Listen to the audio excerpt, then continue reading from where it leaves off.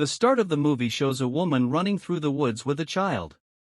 The people behind her know her and call out her name, Alia. She jumps into the river but is captured.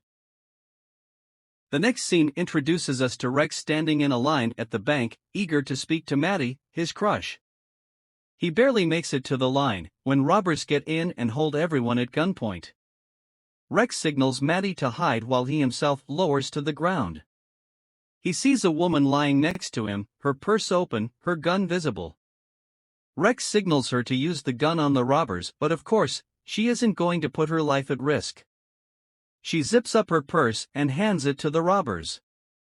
Some confusion occurs and the handbag goes flying out of the robber's hand and straight into Rex's lap.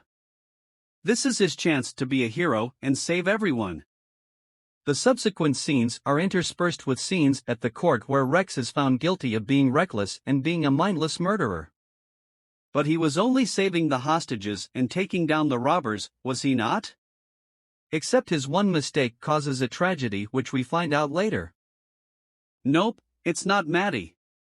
She comes to see him in prison when Rex is found guilty and sentenced for a couple of years. She comes over only to break up with him. Throughout his prison time, all Rex truly has is his own conscience that has a wry sense of humor. When Rex gets out, he is the subject of media frenzy. His name and photo are plastered on every magazine. He has to make do with his sudden game by keeping his temper in check, even though he would like nothing more than to tip the table and throw it at the paparazzi. He does do that, but refrained by his conscience. Later Rex meets up with his friend and reveals his plans to go to Finland. Why? Because he wanted to get away from all the commotion following the bank incident and wanted to take a break. How did he come to that decision? His spitball landed on Finland, the map thrice. Rex takes it as a sign to start his life anew there. At the airport, Rex is met with stares from the other passengers. He overhears a couple talking in their native language while smiling at him. A stranger comes over and warns Rex that the couple are talking about him and he needs to be careful. Rex has just spent time in prison, so he doesn't take the warnings seriously. That is why he's ill-prepared for when he is gassed in the taxi. When he awakens, he finds himself tied from the ceiling. He checks his limbs and finds one leg missing.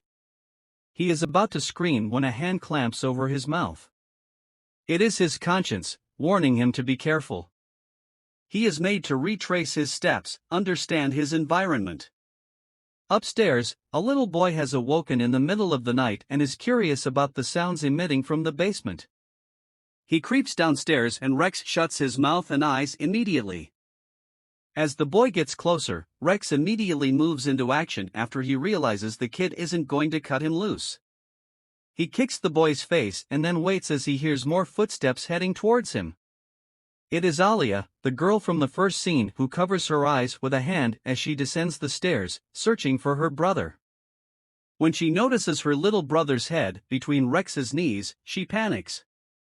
Rex isn't good at being without a leg yet, so he drops the boy while negotiating with Alia. She sees her opportunity and gets her little brother out of there.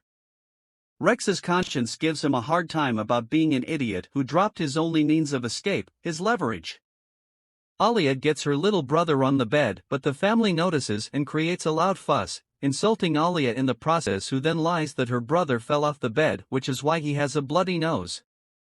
The family rushes him to the hospital while Alia lays on her bed and dreams about Rex being the prince who was going to take her away from the family who tortures innocent men as well as her. She goes downstairs again as Rex comes up with weird excuses to be let go. She barely listens to him as she cleans up his wound and dresses it. Rex realizes she is into him and they proceed to exchange stories. What really happened at the bank was that Rex had gone on a killing spree, prompted by his alter ego, and in the process of killing an attacker, killed an innocent bank employee who was hiding in the closet. Alia tells him about how they were a happy family until her brother Patty was born, who had a ravenous appetite for human flesh. When the parents realized he was a cannibal, they enabled his desires rather than put an end to it. Many of Alia's dates ended up on a platter, which caused her to argue with them, which in turn led to her being kept in a cage and made to watch her brother feed on human flesh while her parents cheered him on. Rex is shocked to discover he was kidnapped so that he could be eaten. He tells her to help him escape again, but Alia gets cold feet. At the hospital, the doctor confirms that the little boy definitely didn't suffer a broken nose because of a fall from the bed, rather he had been deliberately punched. The family is ired and head back home. They arrive and put Alia in a cage after they discover a bandage on Rex's leg. The uncle decides to chop Rex up some more and inject him. Rex dreams about the bank robbery incident, and when he awakens, it is to find his other leg being sawed. Fortunately, Alia had given him a knife that he hid throughout the dream sequence and now manages to cut himself loose. He jams the knife into the uncle's head and makes an escape as the rest of the family is away. Rex's conscience reminds him that he needs to save Alia as well, but Rex argues that he isn't in love with her and doesn't want to get into a relationship. He opens the door and leaves.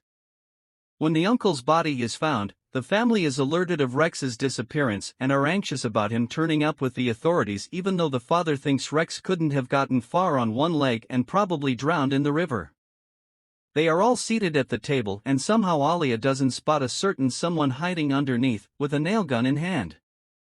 The father and twin brothers are immediately dealt with the nail gun and a throw knife.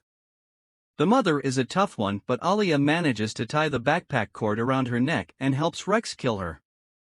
Rex believes he is safe until he hears grunting and thumping on the stairs. It is Patty, the ogre, who is very hungry. Rex's flare gun does nothing to subdue him and he is easily overpowered. But that is when Rex is reconciled with his beloved leg that is still in the fridge. He imagines romancing it before jamming it, bone and all, into Patty's mouth. They are safe for now. Rex and Alia drive to the hospital. Late, Rex is seated with his friends and Alia is obviously jealous of his women friends and has violent thoughts about a woman who dared touch Rex's hand. Thanks for watching. Hope you all enjoyed this video.